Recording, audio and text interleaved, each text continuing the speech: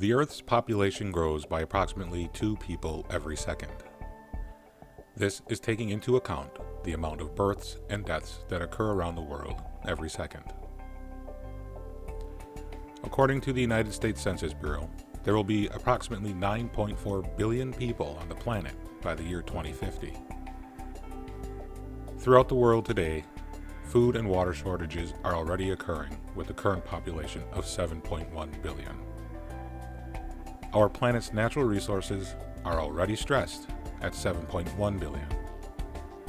So how do we plan for an extra 2.3 billion people?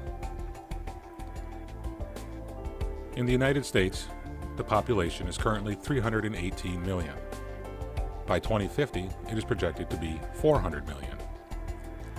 That is a growth of 82 million people, far from the 2.3 billion people we're expecting. So where is the majority of growth going to take place?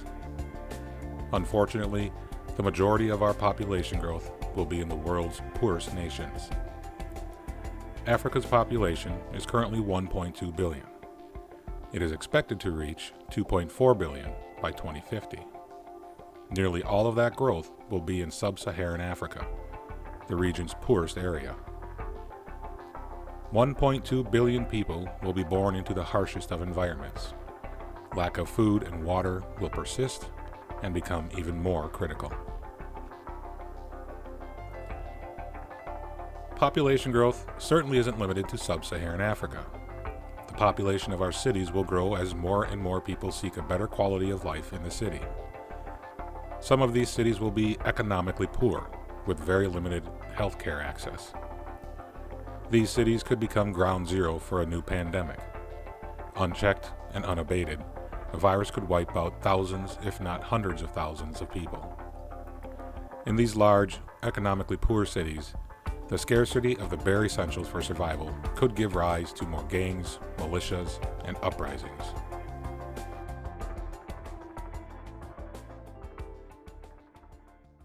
So what can we do? One interesting fact is that the more education a woman has, the fewer children she tends to have.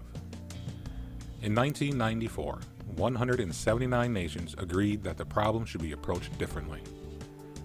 The belief is to forget population control and help women raise a child in good health when a woman wants one. Women do not necessarily want more children as to have more for a smaller number of children. Education is the key to this philosophy.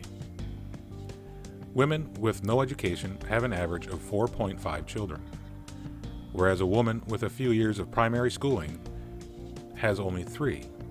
And those who have completed 1 or 2 years of secondary schooling have an average of 1.9 children.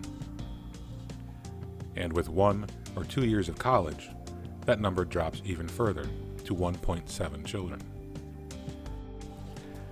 So you see, educating women would collectively control population, while leaving them to act on their own. Educating women has other benefits as well. These women will have a better chance of finding employment, which will in turn allow them to provide more for the children they do have. It seems obvious that while we are educating women, men will also be in these schools getting an education. While education is by no means the silver bullet to stopping our population growth, it will help to reduce it. With more people across the globe educated, there will be more ideas to solving all of our other problems.